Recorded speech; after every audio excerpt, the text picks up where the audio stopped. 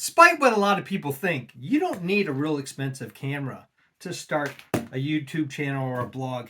It can be as simple as your phone. Phones nowadays are pretty darn good at video. And check this out. It goes all the way down and all the way up. So 180 degrees worth of motion. And you can pivot it all the way around. Oh, and it stands up on its own around 6 feet high. So let's get into the details and I'll show you how to make this real easy light bar that works great. Red, green, blue, and everything else in the spectrum. Flashing on and off, intensities up to 8500K. It's amazing what these guys can do. And for those of you who maybe have a bigger, more expensive camera, let me show you what it looks like with that. Just take off the mount for the phone, twist it on. This feature right here is just awesome. Tighten it up real good. Spread out the base a little bit. The reason why I moved this guy over here is so that I can, the window there when I'm filming. And check this out. All the way down, all the way up. Works great for even more expensive cameras. I've tried really big cameras and it works really good. And if you're worried about it tipping over, just expand the base out like that, lock it down, and you're good to go. Light bars do not need to be expensive. I got both of these for $22 a piece. They're originally for $29. You can get 20% off and other special deals. And let me show you what these guys can do. They're pretty impressive. You turn it on. Here are some of the modes. You start out with the white. You can actually unlock it, bring it down. That's right around 16%, and then it goes all the way up rather quickly to 100%. Pretty bright.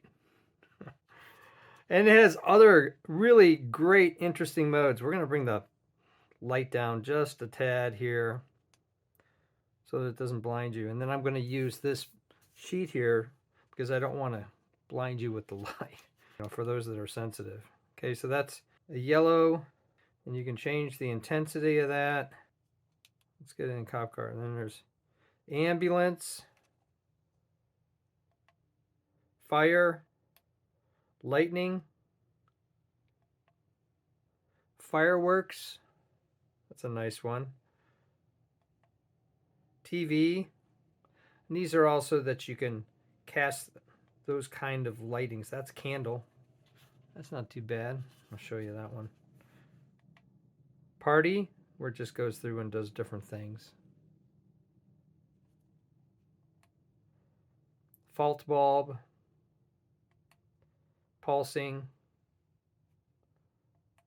Strobe. Definitely don't want to show you. That will make some people stick. And then this is a RGB strobe. You can kind of see some of the colors that you're getting off of that. There's similar lights like this, and they're more expensive, and they just don't have all those crazy modes.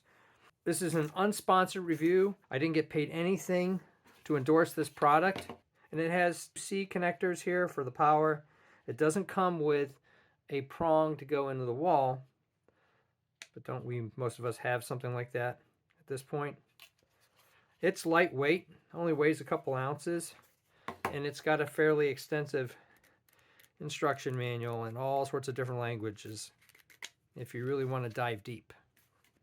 For the bar itself, I am just using a steel ruler that I got in a dollar store. I'll also post down below where you can get a comparable one. These things are lightweight and strong. And then all I did is I drilled 3 holes, one at 1 inch, one at 6 inches, and one at 11 inches. To mount these lights on here, I'm just using these washered wing nuts. Now you can use regular wing nuts. You don't even need to new wing nuts. You can go with just straight half quarter, 20 half-inch screws if you want. But I really like this combination of washered wing nut and light. So I'm gonna just put this guy on here. These come both with a mount that you can go into a shoe, or it has the standard 1/4 inch 20 thread, and you just Spin that guy on there, and that's pretty firm. Then you can just kind of change it in any direction you want. If you want to come in, go out, whatever it is. And then I'll show future videos where you can actually adjust the angle on it separate from the camera. You have to cut away a little bit on the wing nut, and that's pretty easy. You just take a pen and you mark what you need. So you take out the screw, and I just take another bolt with a nut, cinch that guy down nice and tight, and then I just take a square file, just get you guys off to the side, and then for the video I would put this in a vise. But you can see that you can hold it, and just use the square file and just cut that down until the black's gone. You want it nice and flush. Do both sides. It really doesn't take much time at all, as you can see here. All right, and then when you think you've got enough clearance, try the guy out, put him in there. This is kind of like the deluxe version. And you get a nice little wing nut with a screw. You could paint this black, you could put a piece of black tape. Now some people would worry a little bit about this, the bounciness. I'm really pushing on that guy though. When it's mounted to the tripod, it's pretty good. You take your camera. In this case, it's a ZV-1. The great thing I like about this tripod is that, see how that's slipping? So then you can line it up with the angle here, and then you can move this guy with the tripod. Look at that. Change all sorts of angles. So this tripod, $16, great value. That light bar, you can do that for $45. So there you go. So let's go out to a far shot and I'll show you what this looks like once the tripod's all extended. If you've made it this far in the video, I'm going to give you a little bonus secret right here. This is the steel original ruler, and here's an aluminum, and by comparison it's probably twice as thick as the steel. It's less bendy. Now I wanted to come up with something because I'm doing a test, a side-by-side test between a smartphone and a camera, and so I had to come up with a mount here that I was going to put on the tripod. And I'll show you that mount in a second. But what I did is couple key things. As I started out, I tapped each inch with this little guy, a punch, and let me show you what happens when you do this. You just get it in place best as you can, and then you hit it a bunch of times. It's a tap, and that allows you to line up the drill, in this case a 1/8 inch starter drill, and hit that hole right there. Now I don't want to put a hole there, but I'll show you what it is. And then I took some painter's tape and put it on the back because I have, in this case, some cork that I want to use and not damage. So that helped keep the cork from ripping up. So I started out with a 1/8 inch hole. And by the way, the great thing about this concept is you still preserve the ruler.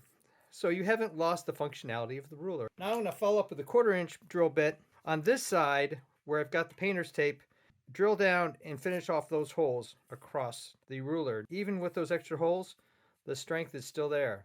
So a lot less bendy. I'll post down below where you can get a ruler like this, but it costs sometimes $4 or $5, where this one can cost anywhere from $1 to $3.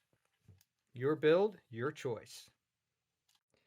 And here's how I do it. I just line it up. I have this little sacrifice piece of wood, but it's nice to line it up sometimes, especially when you have the cork. Put it flat down there and just commit and drill in. All right, and that will give you a nice clean hole like that. So I'm going to just go down there and finish that up so that I can get these cameras mounted for another evaluation video. If it's available, it's up there, and maybe I'll post it down there.